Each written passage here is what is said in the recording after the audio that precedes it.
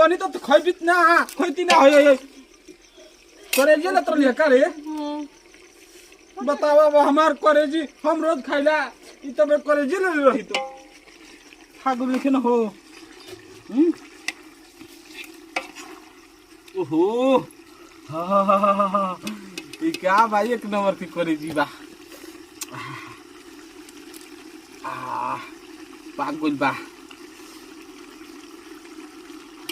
अरे बाप रे बाप ओहो कितना जोरा था भर सक बिक देला हियो अब अपने के न तले हम खा ली का करतन जी करे अभी बनल बटे ना अब देखत रहनी हो की मुर्गा लेत रही वतन की देखत रही अरे ना रे हम बनावत नहीं जाए हम ये बानी बगल में जाए जाए बाप रे बाप एगो करेजी बाटे एगो करेजी के पीछा लागल बा ना एकरा के हम ही खाए कहाँ गोइल देखत नहीं खनु